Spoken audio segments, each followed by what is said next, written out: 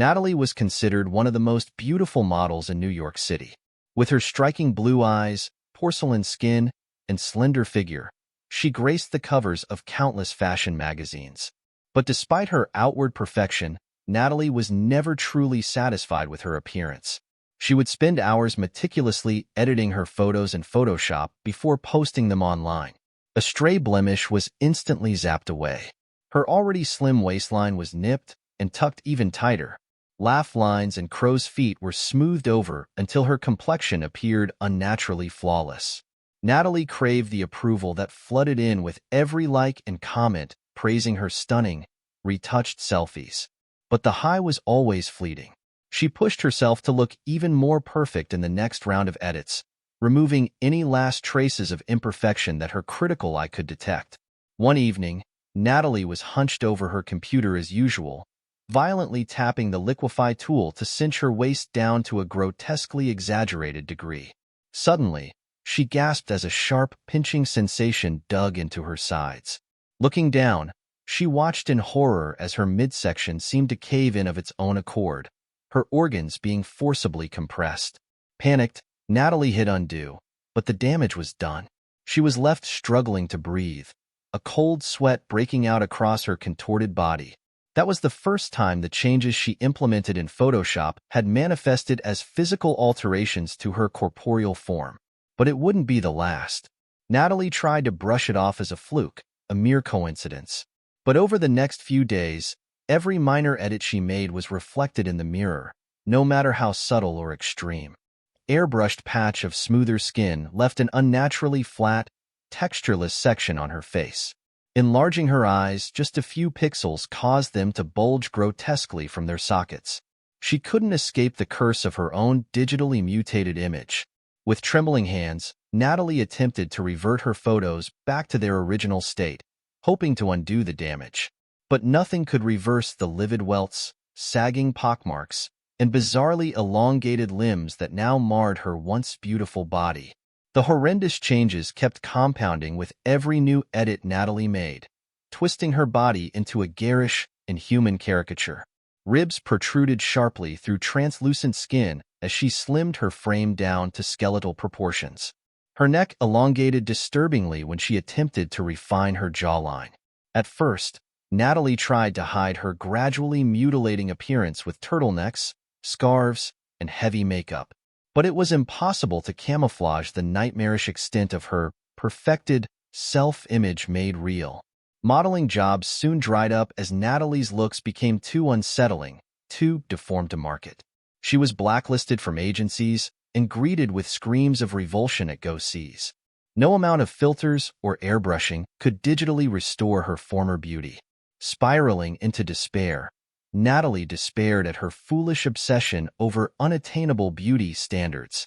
If only she had been satisfied with her natural looks. Her vanity and hunger for social media validation had quite literally deformed her into a real-life monster. Natalie holed up alone, hermited away in her apartment where she could hide her mutated face and body from judging eyes. She tried so hard to revert the changes, using Photoshop's healing brush to smooth over withered craters of flesh and patch together her collapsing features. But no matter how meticulously she attempted to reconstruct her old self pixel by pixel, the deformities remained stubbornly embedded into her physical being. It was as if some dark magic had inextricably merged her manipulated self-image with her corporeal form. Worse, any new edits she made only piled on ever more grotesque disfigurements. Trying to remake her digitized self backfired horrifically, leaving Natalie an anguished, unrecognizable shell of her former supermodel looks. In a panicked frenzy, she clawed at the distorted patchwork of her face, desperate to peel away the unnatural, warped glamour mask. But there was nothing beneath except more torn, leathery folds of mutated flesh. Sobbing in anguish, Natalie clutched at her disfigured face, feeling the twisted landscape of taut skin, sunken pits, and gnarled bone where her delicate features once were. How could she have been so vain, so recklessly obsessed with unattainable perfection? Her narcissistic tendency to digitally remodel herself had spawned this hellish curse. She attempted one final, desperate edit, selecting the whole canvas and clicking revert in hopes of restoring her original self-image. But instead of undoing her corruption, an ominous warning flashed on the screen. This action cannot be undone. Proceed with makeup? Makeup? Natalie's mutated eyes widened in confusion and horror as the computer seemed to autonomously open its own image editing program. Helpless, she could only watch as her warped self-portrait appeared, the wretched pixels shifting and contouring like heated wax. A sickly smattering of digital rouge and cosmetic lime paste began globbing itself onto the picture in haphazard swipes and swirls, as if being applied by an unseen, mindless hand. The gaudy makeup effects layered on blindly, harsh eyeliner wings jutting out at jarring angles, gruesome blots of magenta lipstick smeared across withered grooves, and thick gashes of foundation caked over gaping fissures. With each brush stroke, Natalie's revulsion escalated as she felt an icy, tingling rictus contort across her own mangled mug. A viscid glaze of green primer oozed forth from her pores, quickly calcifying into a seamless, powdery mask. Her eyelids creased into dark, coal-encircled pits, and a ruby-lacquered rictus bark stretched taut across her grimacing maw. Natalie gaped at her horrifically clownish visage in the black mirror, shuddering at this profane mockery of beauty's ideals. The malicious makeover culminated with one final brush of glittery pigment, shimmering like freshly shed snakeskin, that subsumed her entire monstrous countenance. Shrieking in revulsion, Natalie collapsed to the floor, madly pawing at the viscous kabuki mask fusing with her face. She could barely breathe through the cloying, painterly facade. Her vision was clouded by the thick, greasy rouge and glittering talcum that had been so grotesquely applied. Panicked, she fumbled for her phone, desperate to call for help, but her crystallized fingertips could only slither uselessly across the screen. She was entombed within this macabre self-portrait, a living makeup mannequin perfected into a hideous, immobilized caricature. Paralyzed within her own twisted visage, Natalie could only convulse helplessly as her constricted lungs strained for air. The caked varnish layering her mouth and nostrils was steadily suffocating her living nightmare form. She flailed on the floor, back arching in desperation as suffocating panic set in. But any frantic movements only cracked her calcified new skin, causing shards of makeup sediment to flake off and shower down in an iridescent powder. Natalie's distorted vision began funneling into static-streaked darkness as oxygen deprivation sapped her consciousness. Just as the black static threatened to claim her, her lolling head turned towards the computer screen, the digital canvas where this vengeful curse had first taken root. There, in the monitor's graying display, Natalie saw a Photoshop error message flickering, the digital interface seeming to glitch and distort with sadistic sentience. Undo failed. Are you sure you want TO preserve changes? A final narrow window of escape seemed to present itself as Natalie weakly dragged a trembling, ossified hand across the keyboard. Using the last dregs of her fading strength, she managed to drag the cursor over to the No button through sheer force of will. But just as the pointer hovered over that longed-for digital extrication, the No button seemed to twist and pixelate until it morphed into a pulsating, goading yes confirmation instead. With a lancing spasm of despair piercing her disintegrating consciousness, Natalie slumped completely, relinquishing her last remnants of autonomy. Her malformed digits helplessly depressed the irrevocable yes button as the screen flashed green with the damning message. Changes preserved. Beauty finalized. In that endless instant, Natalie's entire being endured one last full-bodied metamorphosis, her slackened husk contouring seamlessly into a featureless, porcelain-smooth ovoid. A grotesque cocoon of hardened cosmetic sediment subsumed her corporeal form, preserving her in this finalized, hideous state of absolute bodily perfection. There she would remain, cast forever in her own sculpture of damning narcissism. A beauteous idol, trapped for eternity inside its own warped self-image. For years, the smooth alabaster egg containing Natalie's metamorphosed form sat undisturbed, a curio lost amongst the disheveled squalor of her abandoned apartment. Its seamless, polished curves were marred only by faint fissure lines that suspiciously resembled the exaggerated contours of an artificially enhanced face. At least, that was until a new occupant moved into the flat, discovering the bizarre oblong relic under a pile of Natalie's discarded belongings. Mistaking it for one of those wildly expensive designer makeup compacts, the new tenant brought the weighty oval home as an ironic decoration for their vanity mirror. It was only when they attempted to pry open the intricate vessel that the full horror was revealed. A foul miasma of desiccated remains and cloying, decade-old cosmetic oils came spilling out from the fractured ovoid's hollow interior. Coughing and gagging from the pungent effluvium, the panicked tenant pried further, until they exposed a grotesquely shriveled, leathery husk. A mummified, eyeless visage twisted in an eternal rictus of despair. Contorted, bony limbs splayed in the throes of suffocating torment. It was the withered, hollowed-out remains of Natalie herself. Her long-decayed mortal shell preserved in perpetuity, entombed in chalky streams of ancient makeup that had hardened over the decades into this ceramic-like funerary sculpture. The shocked tenant scrambled to call the authorities, who swiftly confiscated the grisly relic and remains.